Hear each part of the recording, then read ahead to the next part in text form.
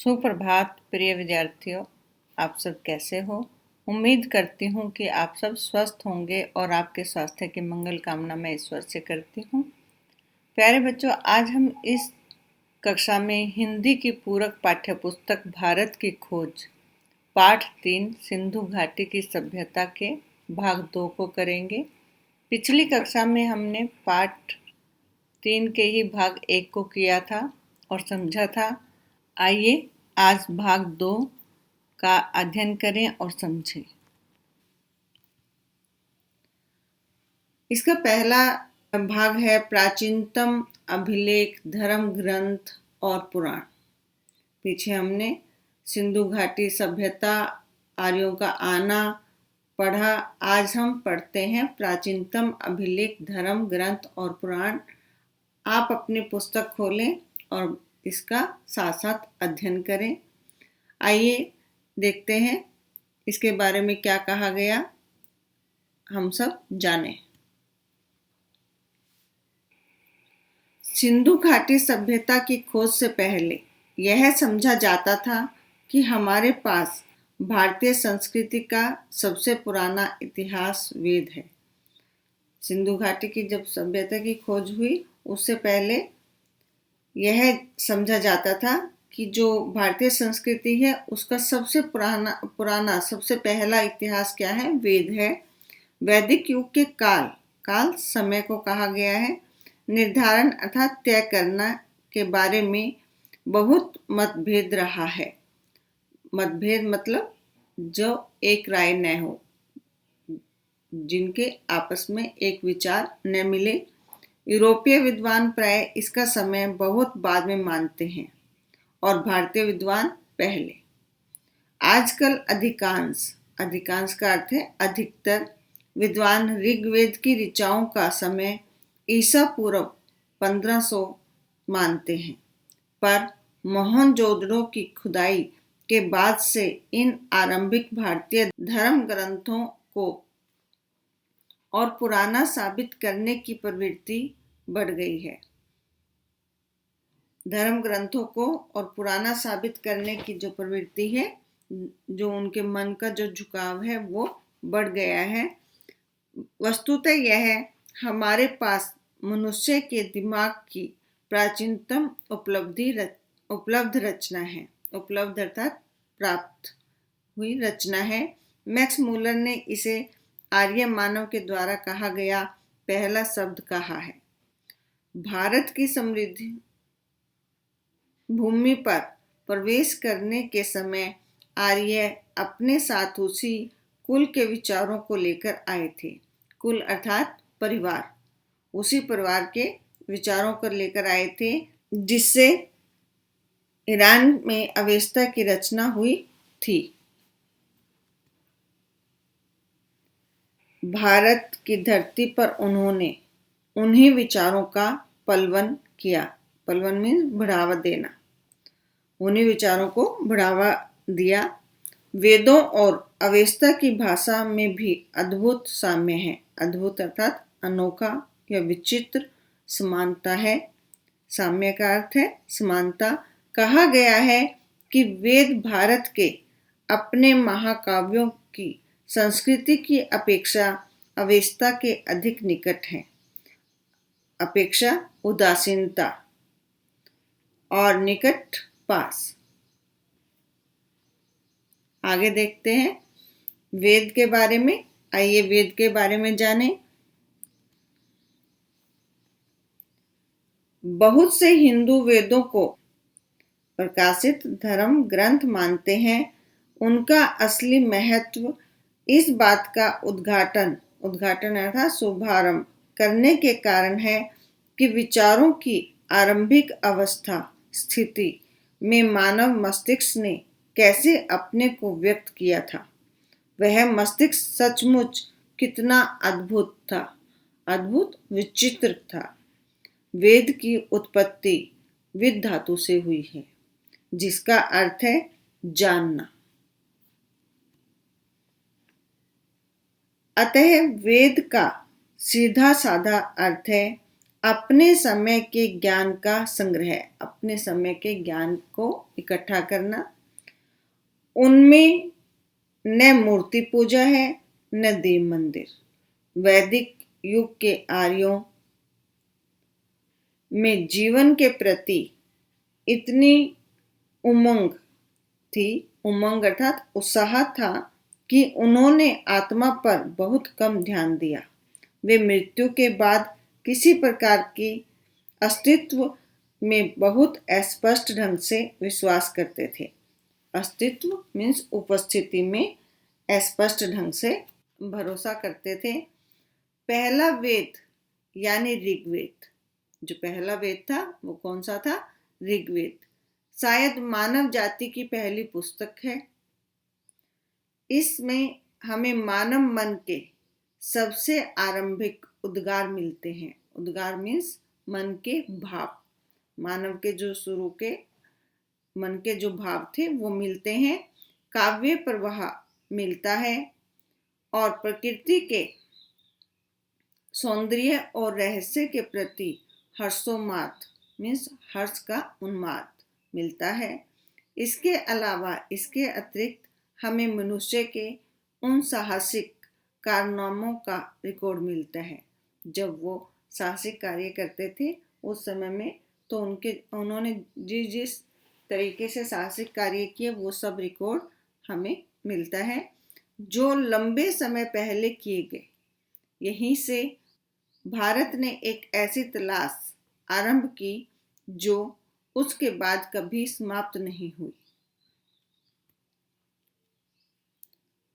सभ्यता के उषा काल में आरंभिक जो सुबह का जो समय है उसे कहा गया है, में ही प्रबल और सहज कल्पना से संपन्न लोग जीवन में छिपे हुए अत्यंत रहस्यों को जानने के लिए सजग हुए। जो जीवन में बहुत अधिक जो रहस्य छिपे थे उनको जानने के लिए वो सावधान हुए, सतर्क हुए। उन्होंने अपनी सहज आस्था के कारण प्रकृति के प्रत्येक तत्व और शक्ति में देवत्व का आरोप किया। आस्था कहा गया है विश्वास को, पर इस सब में साहस और आनंद का भाव था। बहुत से पश्चिमी लेखकों ने इस ख्याल को बढ़ावा दिया है कि भारतीय लोग परलोकपरायण हैं। परलोकपरायण का अर्थ है परलोक में विश्वास रखने वाले हैं, कि हर देश के निर्धन और अभागे लोग एक हद तक, एक सीमा तक परलोक में विश्वास करने लगते हैं, जब तक कि वे क्रांतिकारी नहीं हो जाते। यही बात गुलाम देश के लोगों पर लागू होती है। हमें भारत में भी और स्थानों की ही तरह विचार और कर्म की दो समानांतर विकसित होती धाराएं दिखाई पड़ती हैं। एक जो जीवन को स्वीकार करती है और दूसरी जो जिंदगी से बचकर निकल जाना चाहती है। अलग अलग युगों में कभी बल एक पर होता है, बल अर्थात जोर। युगों में कभी जोर एक पर होता है और कभी दूसरी पर, परंतु इतना निश्चित अर्थात तय है कि वैदिक संस्कृति की मूल पृष्ठभूमि परलोकवादी है, या इस विश्व को निरर्थक मानने वाली नहीं है। निरर्थक मीन्स अर्थहीन मानने वाली नहीं है। जब भी भारत की सभ्यता में बाहर आई, तब ऐसे हर दौर में जीवन और प्रकृति में लोगों ने गहरा रस लिया, जीने की प्रक्रिया में आनंद लिया। ऐसे ही युगों में कला, संगीत और साहित्य, साथ ही गाने नाचने की कला, चित्रकला और रंगमंच सबका विकास हुआ। इस बात को ग्रहण करना मुमकिन नहीं है, मुमकिन अर्थात संभव नहीं है कि कोई संस्कृति या जीवन दृष्टि जिसका आधार पारलौकिकता हो, या जो विश्व को व्यर्थ मानती हो, व्यर्थ अर्थात बेकार मानती हो, वह सशक्त और विविधतापूर्ण जीवन की अभिव्यक्ति के इतने रूपों की रचना कर सकती थी। कोई संस्कृति जो बुनियादी बुनियादी अर्थात आधारभूत तौर पर पारलौकिकतावादी होगी, वह हजारों वर्ष बनी नहीं रह सकती। पारलौकिकतावादी का अर्थ है ईश्वरीय लोक में विश्वास करने वाली।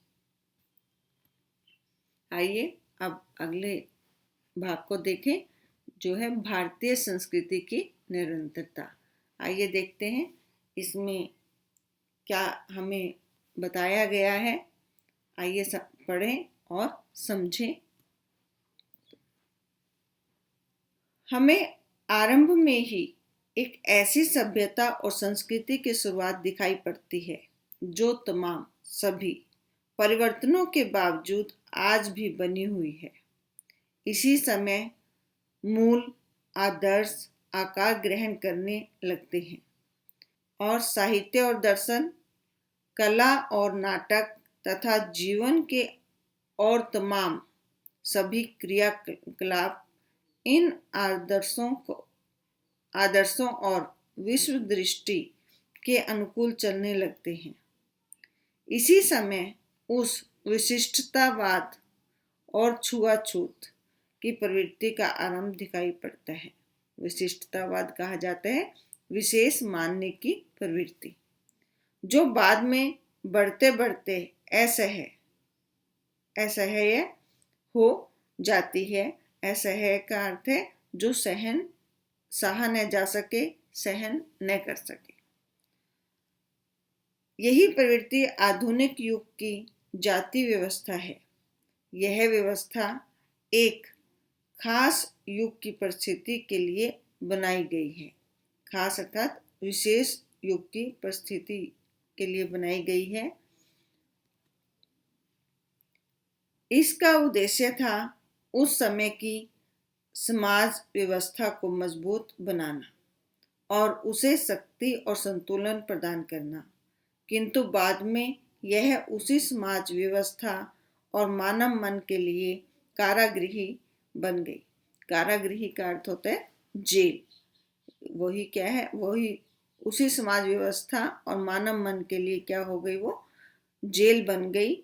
फिर भी यह व्यवस्था लंबे समय तक बनी रही।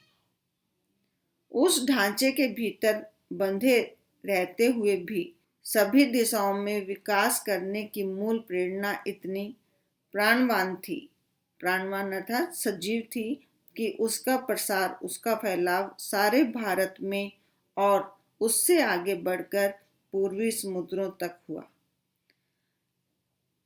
इतिहास के इस लंबे दौर में भारत अलग थलग नहीं रहा।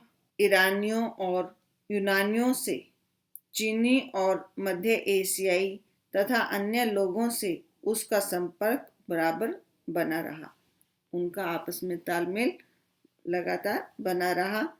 3-4 हजार वर्षों का यह सांस्कृतिक विकास और उसका अटूट सिलसिला अद्भुत है। अटूट मीन जो कभी न टूटने वाला, सिलसिला क्रम अद्भुत अनोखा है। आइए अब अगले भाग की ओर चलते हैं। आगे है उपनिषद। आइए उपनिषदों के बारे में जानें। उपनिषदों का समय ईसा पूर्व 800 के आसपास से माना जाता है। वे हमें भारतीय आर्यों के चिंतन में एक कदम और आगे ले जाते हैं। चिंतन अर्थात गहराई से सोचने के बारे में एक कदम और आगे ले जाते हैं, और यह एक लंबा कदम है। उपनिषदों में जांच पड़ताल की चेतना और चीजों के बारे में सत्य की खोज का उमंग कहा जाता है, उमंग दिखाई पड़ता है। यह सही है कि सत्य की यह खोज आधुनिक विज्ञान की वस्तुनिष्ठ पद्धति से नहीं की गई, फिर भी उनके दृष्टिकोण में वैज्ञानिक पद्धति का तत्व मौजूद है। फिर भी उनकी दृष्टिकोण में, उनकी नज़र में वैज्ञानिक पद्धति जो है वो मौजूद है। वे किसी किस्म के हटवाद कहा जाता है जिद को, हटवाद को अपने रास्ते में नहीं आने देते। उनका जोर अनिवार्य रूप से आत्मबोध पर है। आत्मबोध में स्वयं के ज्ञान पर है, व्यक्ति की आत्मा और परमात्मा संबंधी ज्ञान पर है। इन दोनों को मूलतः एक कहा गया है। बाह्य वस्तु जगत को मिथ्या था, झूठ तो नहीं कहा गया, पर उसे सापेक्ष रूप में सत्य कहा गया है, आंतरिक सत्य के एक पहलू के अर्थ में। उपनिषदों का सामान्य झुकाव अद्वैतवाद की ओर है और सारे दृष्टिकोण का इरादा यही मालूम होता है कि उस समय जिन मतभेदों के कारण भयंकर वाद विवाद हो रहे थे, उन्हें किसी तरह कम किया जाए। यह समंजन का रास्ता है, यह आपसी मेलजोल का एक रास्ता था। जादू टोने में दिलचस्पी या उसी किस्म के लोकोत्तर ज्ञान को सख्ती से निरुत्साहित किया गया है। निरुत्साहित करना मीन्स उत्साह को कम करना, और बिना सच्चे ज्ञान के कर्म कांड और पूजा पाठ को व्यर्थ बताया गया है, बेकार बता दिया गया। उपनिषदों की सबसे प्रमुख विशेषता है सच्चाई पर बल देना। उपनिषदों की मशहूर प्रार्थना, विशेष प्रार्थना में प्रकाश और ज्ञान की ही कामना की गई है। जैसे असत्य से मुझे सत्य की ओर ले चल, अंधकार से मुझे प्रकाश की ओर ले चल, मृत्यु से मुझे अमरत्व की ओर ले चल। बार बार हमें एक बेचैन मन झांकता दिखाई पड़ता है, जो निरंतर लगातार किसी खोज में, किसी प्रश्न का उत्तर पाने में लगा है। ऐतरेय ब्राह्मण में इस लंबी अनंत अनिवार्य यात्रा के बारे में एक स्रोत है। हर श्लोक का अंत इस टेक से होता है, चरैवेति चरैवेति, हे यात्री इसलिए चलते रहो। तो प्यारे बच्चों, हमने पाठ 3 सिंधु घाटी सभ्यता के कुछ भागों को किया, जो थे प्राचीनतम अभिलेख, धर्म ग्रंथ और पुराण। हमने इनको जाना। उसके बाद वेदों को जाना। भारतीय संस्कृति की निरंतरता के बारे में भी हमने कुछ समझा, और अंत में हमने उपनिषदों को भी जाना। आप भी इन्हें अध्ययन कर समझें। अगली कक्षा में हम सिंधु घाटी सभ्यता के भाग को करेंगे, जिसमें व्यक्तिवादी दर्शन के लाभ और हानियां होंगी और भौतिकवाद होगा। जब तक आप पाठ 2 का अध्ययन करें। धन्यवाद। आपका दिन शुभ हो।